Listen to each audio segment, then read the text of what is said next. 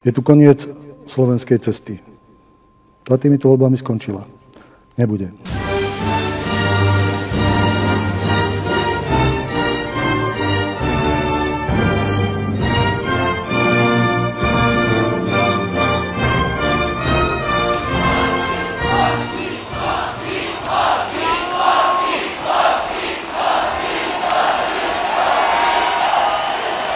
Čo asi vedeli ľudia, ktorí riadili tento štát o drobných starostiach drobného ľudu? Vytvorte koridor.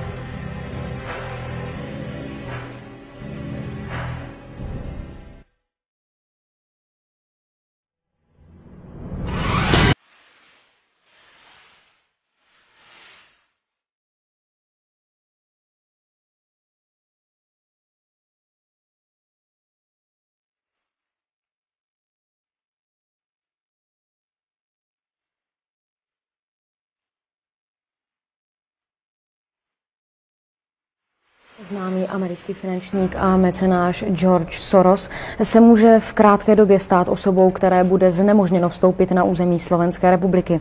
Podrobnosti má Eugen Korda. Dôvodom, pre ktorý by mohli byť všetky hraničné prechody Slovenskej republiky pre tohoto muža uzavrené, je jeho prejav na ekonomickom fóre v Crans-Montáne. Podľa Sorosa sa v niektorých reformujúcich krajinách kombináciou nacionalistických ideológií so záujmami veľkého biznisu vytvárajú podmienky pre vznik fašizmu, teda uzatvorenej spoločnosti. Medzi krajiny, ktoré menoval, zaradil aj Slovensko. Vládne strany okamžite tento prejav odsúdili. Budete aj vy žiadať, aby mal proste zamedzený prístup do tejto krajiny? Ja by som žiadal aj niečo viac. Čo? No, nech si každý domyslí. Najostrejší postoj zaujalo minulý týždeň Hnutie za demokratické Slovensko, ktoré oznámilo, že v prípade, ak sa George Soros neospravedlní, požiada ministerstvo zahraničných vecí, aby ho označilo za personu non grata. Ten reagoval vyhlásením, že jeho úmyslom nebolo poškodiť záujmom Slovenska. Podľa jeho názoru je to práve vláda Vladimíra Mečera, ktorá svojou politikou poškodzuje záujmy Slovenska. Sú to spôsoby, ktoré sa používajú možno v niektorých diktátorských režimoch, ale nie v civilizovanej Európe. Podľa včerajšieho vyhlásenia politického grémia HZDS v Sorosovom stanovisku chýba ospravedlnenie. Jednoducho povie, že ľutuje, že ku takejto skutočnosti došlo. Dnes sa nám podarilo zistiť, že George Soros nebude zatiaľ nijako reagovať. Eugen Korda pre televíziu Nová Bratislava.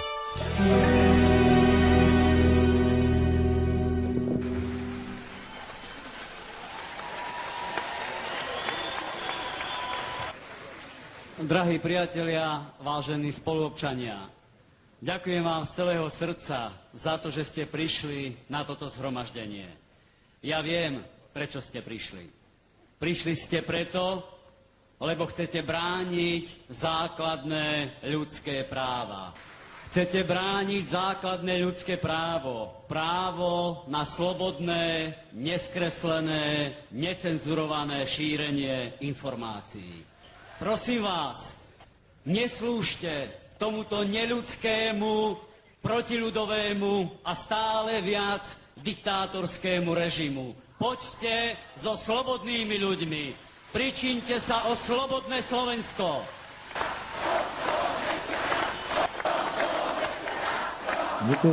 Celé to bolo také domotané. Ukazovali vám pozor na to, Mečiar vás ťahá na Rusko. A preto ste si nevšimli, koľko zdrojov, energie, koľkých ľudí Američania, Nemci k týmto voľbám školili. Kričali, pozrite si Šiferovú, za aké peniaze sem prišla. Nikto z vás sa neopýtal, za aké peniaze budú tá členka vlády Šmeknerová. Sa pripravovala v 94., 97., 98. zahraničí, keď si týchto ľudí niekto platil. Budú teraz hájiť vaše záujmy?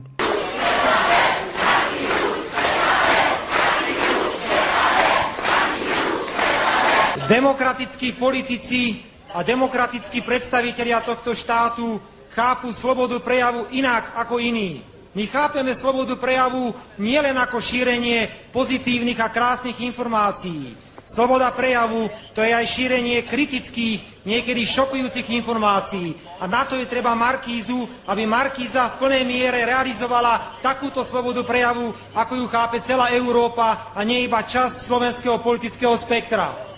Ja som držal Slovensko nie izolované. Držal som ho slobodné. Držal som vás zvrchovaných, slobodných. Slobodných. Vy ste boli v Európe jediní, ktorí počúvali hlas svojho svedomia, svojho národa. Nič iné neplatilo pre mňa. Ja som nebol protiamerický, nebol som protinemecký. Ale nebral som všetko, čo mi povedali.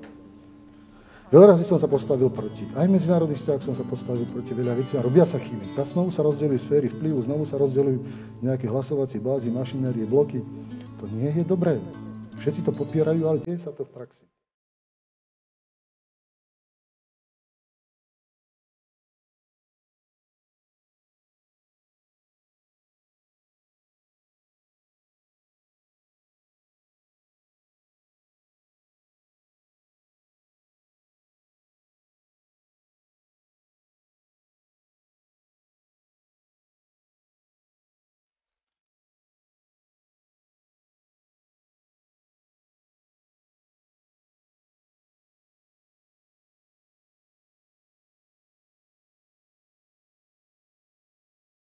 Tak za to zaplatíte. Privatizovanie týchto odvetví budú v nadnárodných spoločnostiach, zaplatíte cenami energetiky, zaplatíte zvýšenými nákladmi na plynofikáciu Slovenska, zaplatíte zvýšenými nákladmi, ktoré budú v súvislosti s jednotlivými energetickými médiami, ktoré na Slovensku pôsobia, vrátane úverových zdrojov.